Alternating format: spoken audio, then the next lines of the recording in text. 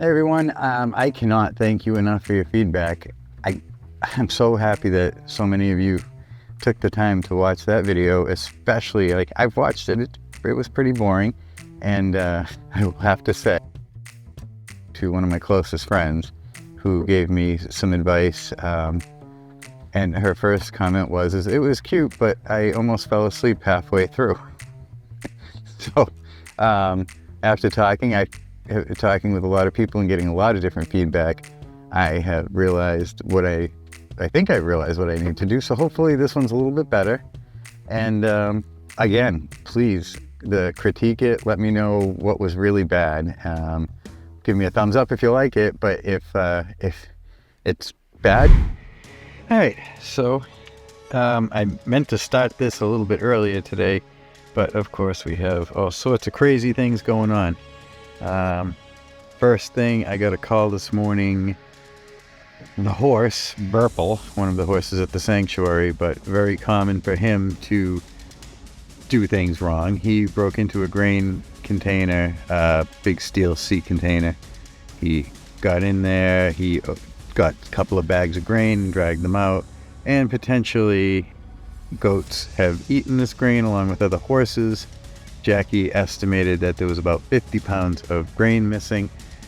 50 pounds is a lot of grain. It's a real lot of grain, even split between those that were out. So I called Tufts. Tufts is on their way down to help Jackie. They're going to try to evaluate who might have eaten this. If they did, or if they're having any kind of stomach issues, they're going to try to rectify that quickly. For a goat, this can be deadly. Even for a horse, this can be deadly. So all of them need to be checked, find out who ate what, and then take appropriate action. Of course, you know, that horse, he gets into the grain container, tears it apart, and he never gets sick.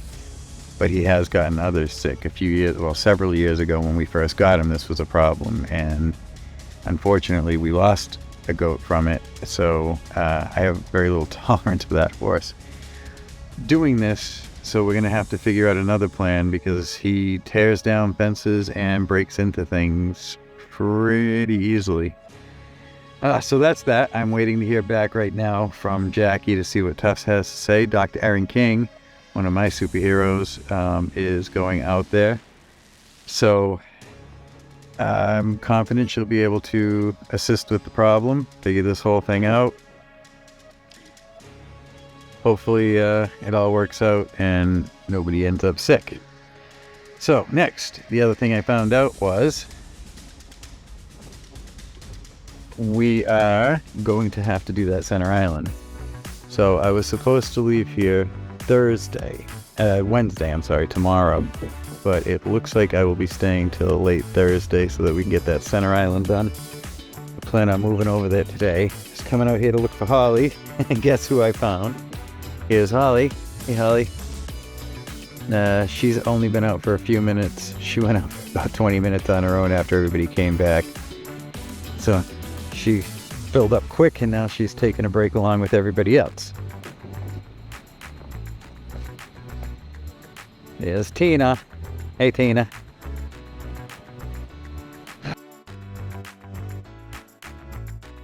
They've done a really good job on this area. Do a walk around of that and show you what that looks like. We got these guys waking up right now. Hey, Bill. Hi, Lola. Hey, Richie. Kevin's still under the bus. Liberty's peeing. And I got Holly. Hey, Kevin. Kevin's coming out now. As you can tell, these guys are attention starved.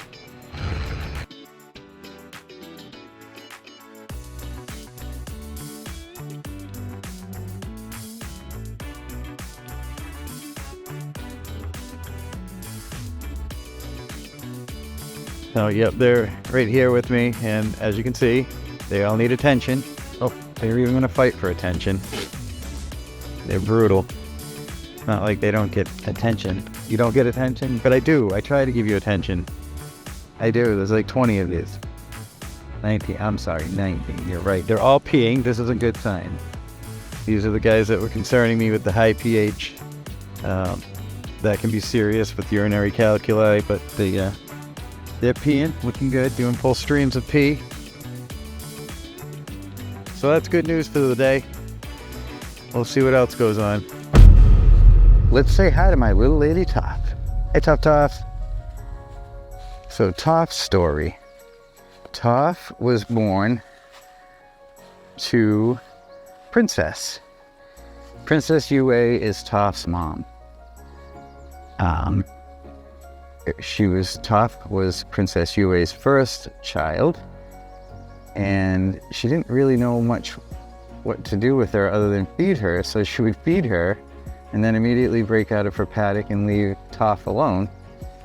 And this started like on day, I don't know, maybe she was like 3 or 4 days old, and her mom is kind of a free spirit, and that's what she did. So every day I would just take Toph and hang out with her and play with her, because there wasn't any other babies at that time for her to play with.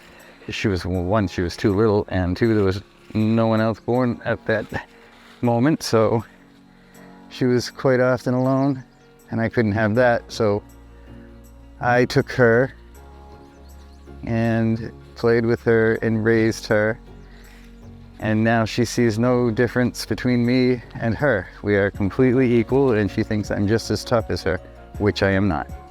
Yesterday, when I went to feed them grain, she gave me a good headbutt to the leg that lifted both my feet off the ground. I mean, only about a ½ an inch, but she still did that. And had to sit down for a minute, catch my breath. But she doesn't do it mean. She's just, that's how she is. She was raised by a person and feels like people feel the same things that she does, I guess. So that's how life with a goat is.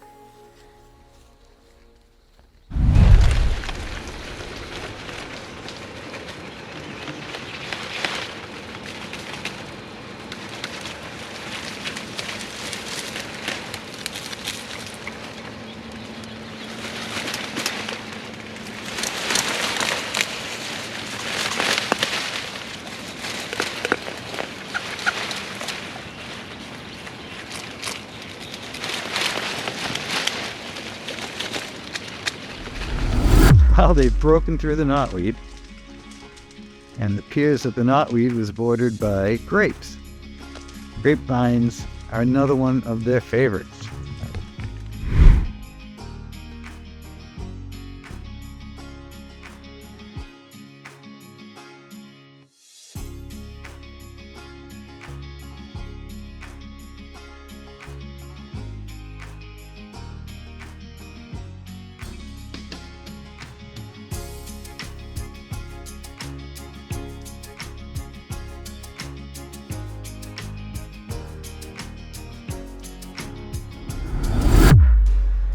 Hey everybody, I have an update.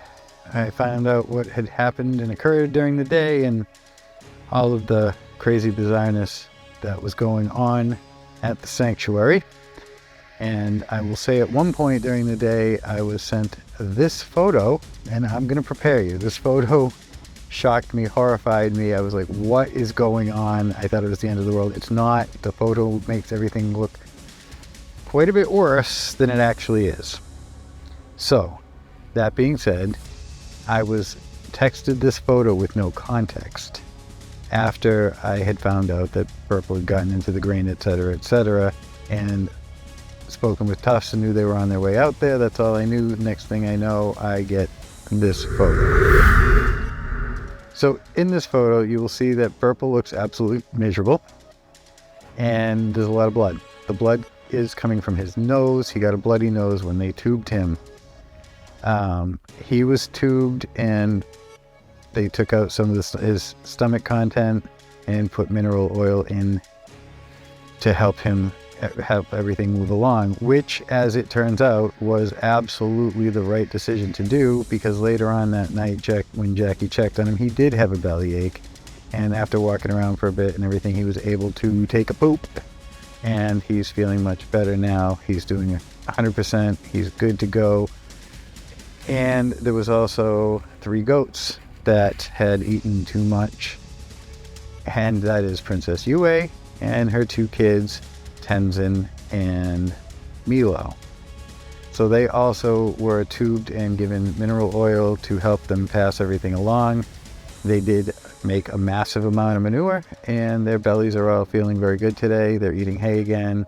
So super good news out of a super bad situation. That can is locked, and hopefully he cannot figure out yet again another way to get into the grain container.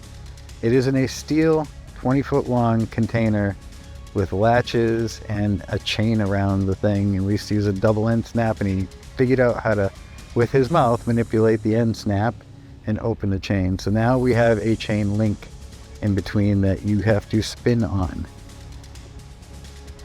Hopefully we will not have this incident again. So yeah, it was a very expensive vet trip, but definitely worth it. It most certainly saved Purple's life, and likely the life of the 3 goats that had also eaten way too much. Everybody else is doing well also. It seems like the others ate stuff, but not as much. So they're all getting along good, and that's the update from the sanctuary. So this is Aang, and Aang has a broken tooth. So if anybody knows a good goat dentist, please let us know. Come here, just show them your broken tooth. It's okay, don't be embarrassed. Oh, it's okay. He broke one of his front middle teeth, and he doesn't want anybody to see. But yeah, it's there, huh? It's there. Maybe we need to angle this up a little bit. Okay, can we show everybody? Just show everybody. Yeah, oh, broken tooth. So again, if anybody knows a good goat dentist in Rhode Island, please let me know.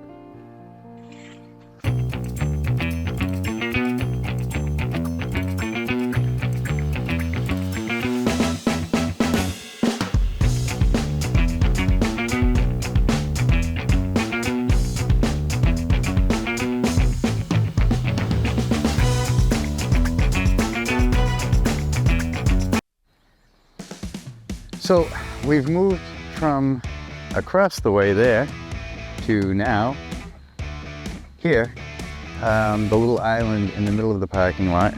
Hey bud. And I got Kevin right here with me. We're over here, we moved over here in the dark last night, and well, let's just say these guys have done quite a bit of work already. Most of them are taking a break at the moment, but they're starting to come back out to eat again. It's kind of an odd time for them. It's about 11 o'clock in the morning, but it's a nice cool day. So they do like to work when it's cool. So they're starting to come out. My skinny guys came out first. I don't know where they have disappeared to.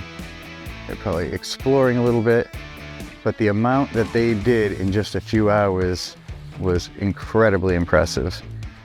So today they're just gonna work on this. They have today and tomorrow to clear the area, and I will start trimming things down for them immediately. I didn't in the other areas because it keeps them going slow. When I start cutting things down, they will go really fast and concentrate in one area, where a general thinning I think was more appropriate over there. Hi guys.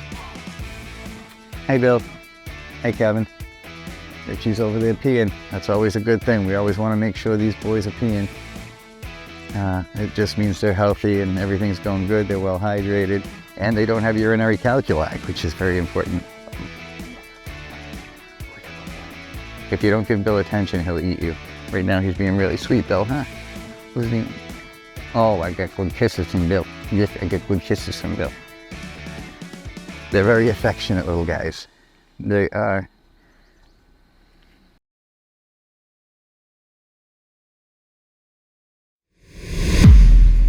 All right. I am up at the top of the hill that these guys are working on this little parking lot island. And there's lots of poison ivy. Lots of poison ivy.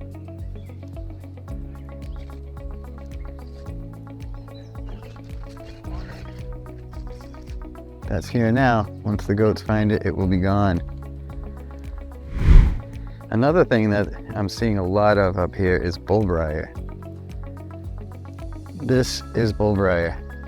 It's what everybody knows as being a very thorny nuisance. However, bullbriar is actually an indigenous plant here in Rhode Island, and it's an edible.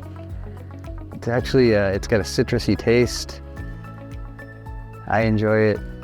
The goats definitely enjoy it. And right here, it's in a phase that it looks like poison ivy because it has that reddish look to it. But clearly, it is not. It does not have three leaves. They're single, full-size leaves coming off. And it has thorns, which poison ivy does not have. Yep, that is bullbriar. Meet black locust. These are saplings and make it much easier to identify which locust species we're looking at. All of the locust species have these long leaves with separate leaflets on each one. So they look similar in that sense, looking, I guess, a lot like even some walnuts and other plants, other trees and shrubs that have a look like that. But what distinguishes this plant is the thorns. The trees lose those thorns. The saplings have these very sharp and can get very long thorns. Now, the difference between a black locust and a honey locust is the honey locust has a much longer thorn. These thorns would be painful and go halfway through the palm of your hand if you grabbed a hold of them. As you can see here, some of them are about an inch long, very frightening looking. Now you compare that to the honey locust, which unfortunately I do not have an example of here, but those are 3 inches long. They're thinner and harder. We'll just say when you're falling down the side of a dam and you grab a hold of that to stop you, you don't need a good grip because the piercing thorns will allow you to hold on quite firmly, and the searing pain will give you the adrenaline to get back up whatever you were falling down. Over here, we have another invasive. This is actually one of my favorite invasives. The goats do eat it. It's not their favorite, so it will be one of the last things that they begin to eat. You'll notice it has the same leaf style as the locust. This is sumac. Not poison sumac, not the plant that people are allergic to. This is sumac, the one that grows the big red berries on top, and those red berries are dried and crushed and taste like citrus, like orangish kind of flavor, great for using to flavor all sorts of food, popular in the Middle East. So that is a use for this plant. However, if you notice how widespread it is here, it too spreads itself and will take over the landscape. Ravon over here. Ravon, one of the OGs, original goatscapers. He's a little skinny this year. Came out of winter and had lost quite a bit of weight, even though he was given grain every day.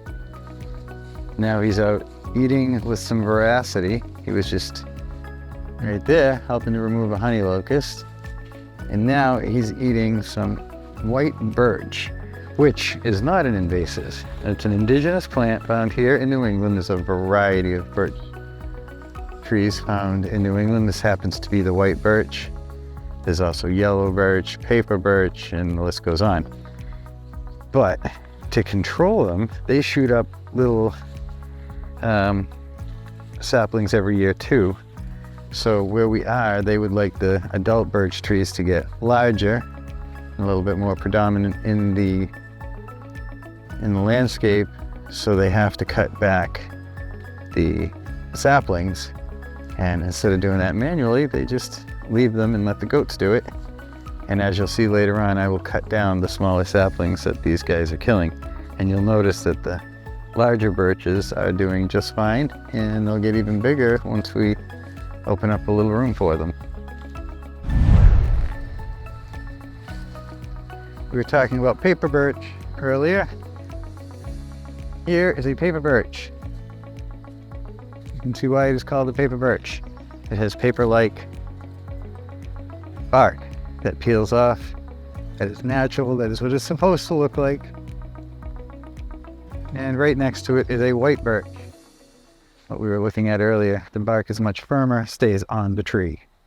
Hey everybody, me and Liberty would like to thank you very much for joining us today and seeing what we do. And hopefully today was a little less boring and I tried to explain some things about what's going on. Hey baby girl. And include more of the goats, things that people might want to see. We talked about some plant stuff and all that. So I really appreciate the comments and the help that you guys provided me in the last video. And again, if you like this one, please give it a thumbs up. If you don't like it, please let me know in the comments how I could improve it, what people would like to see more. Anything like that would be greatly helpful. So by all means, let me know what I've done wrong. I will talk to you soon.